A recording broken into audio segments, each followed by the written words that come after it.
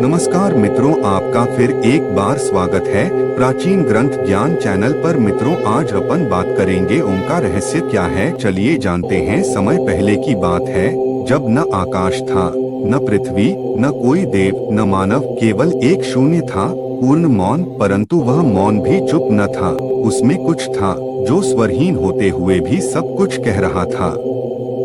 वह मौन एक चेतना थी, वह चेतना एक कंपन थी, और वही कंपन धीरे धीरे एक ध्वनि में बदलने लगा, और वह ध्वनि थी ओम। ओम कोई शब्द नहीं था, वह सृष्टि की पहली सांस थी, पहला कंपन जो ब्रह्मांड की कोख में गूंज उठा। यह नाद इतना गहन था कि उससे ही प्रकाश जन्मा, और प्रकाश से अग्नि, अग्नि से वायु, वायु से आकाश, और आकाश से जल और पृथ्वी का जन्म हुआ। ऋषियों ने कहा, ओम नाद ब्रह्म है, अर्थात ब्रह्मांड स्वयं एक नाद है, और उसका मूल स्रोत यही ध्वनि है। यह न कोई भाषा है, न कोई उच्चारण, यह वह नाद है जिसे सुनकर आत्मा जागृत होती है और मृत्यु मौन हो जाती है। प्राचीन काल में जब कोई साधक अरण्य में चला जाता था, वह किसी देवी या देवता का नाम नहीं जपता था, वह केवल ओम का उच्चारण करता था, क्योंकि यही सबका मूल है। ऋषि भरद्वाज ने एक बार पूछा, भगवान, क्या आपने ओम को जन्म दिया?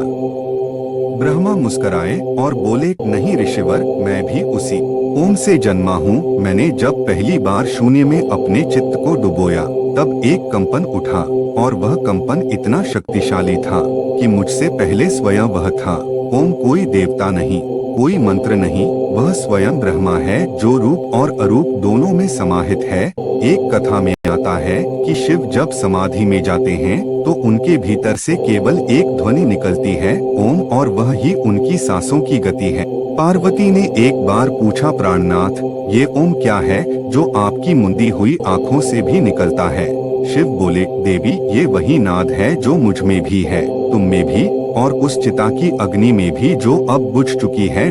ओम वह कंपन है जिसे जब कोई साधक पकड़ लेता है तो वह मृत्यु के पार देख सकता है और स्वयं को जान लेता है।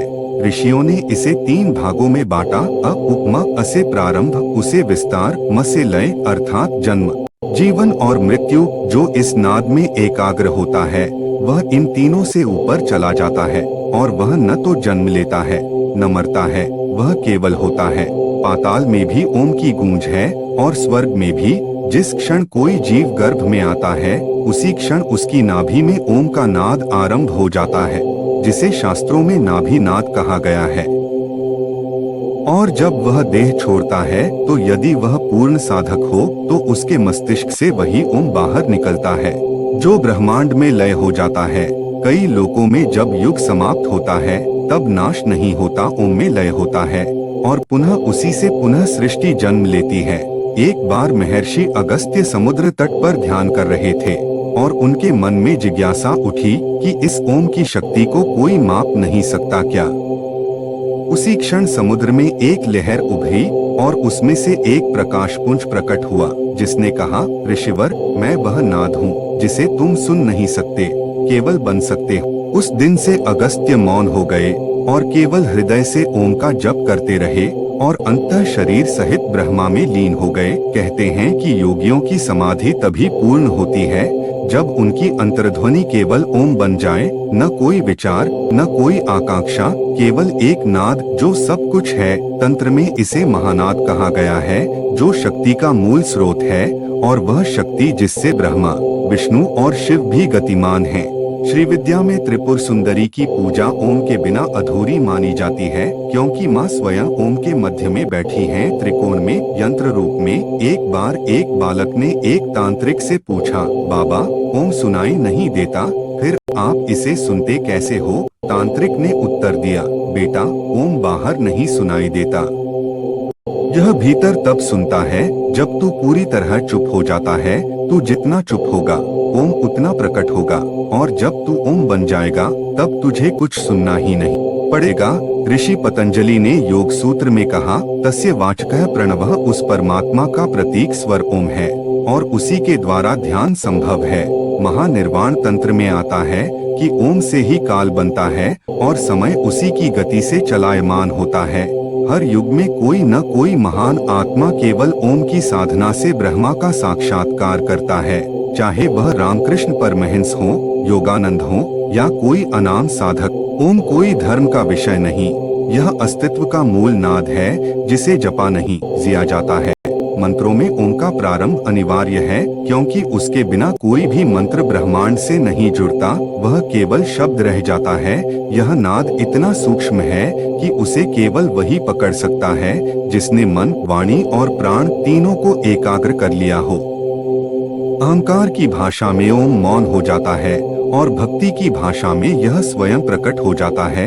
एक बार तिब्बत के एक योगी ने कहा, ओम कोई ध्वनि नहीं, यह वह द्वार है जिससे ब्रह्मा और जीव एक हो जाते हैं। उसने तिब्बत की एक गुफा में 12 वर्ष मौन साधना की और जब बाहर आया तो उसका केवल एक वाक्य था, मैं ओम हूँ। जब तुम ध्यान में बैठते हो और सभी विचार शांत हो जाते हैं तो वहाँ जो बचता है वह ओम ही है। नादयोगी कहते हैं कि यदि तुम ओम को स्थिर कर लो तो तुम्हारे भीतर अनहद नाद सुनाई देने लगेगा और वही मार्ग है आत्मा की मुक्ति का। कहते हैं कि जो व्यक्ति मृत्यु के समय केवल ओम को अपने मन में रखे वह पुनर्जन्म के चक्र से मुक्त हो जाता है। शिव पुराण में लिखा है, ओम नमः शिवाय में ओम शिव का स्वरूप है और नमः शिवाय उनका नाम। यह दोनों मिलकर शिवत्व की पूर्णता देते हैं। एक रहस्य यह भी है कि ओम केवल ध्वनि नहीं, यह एक ज्योति भी है, ध्यान में जिसे देखने पर सहस्रार खुल जाता है। जिसने ओम के नाद को अपनी नाभि में अनुभव कर लिया वह सभी जन्मों के कर्मों से मुक्त हो जाता है, क्योंकि कर्म मन से होते हैं और ओम मन के पार है। प्राचीन ऋषि इसे केवल जपते नहीं थे, वे इसे भीतर सुनते थे और उसी श्रवण से उन्हें ब्रह्म ज्ञान प्राप्त होता था। जो ओम को केवल उच्चारण समझता है वह केवल ध्वनि को जानता है, जो ओम को अनुभव करता है वही सृष्टि को जानता है। कथा कहती है कि जब सृष्टि का अंत होगा तब सारे ब्रह्मांड के नाद रुक जाएंगे, परंतु केवल एक ध्वनि शेष रहेगी और वह होगी ओम। वही ओम फिर धीरे धीरे सृष्टि को पुनः जन्म देगा और सब कुछ उसी से फिर से शुरू होगा। आठ हे साधक, यदि तू सच में जानना चाहता है ब्रह्मा को, आत्मा को, काल और शक्ति को, तो सबसे पहले जान ओम को, क्योंकि ओम तुझसे बाहर नहीं तुझ में है। तेरी हर सांस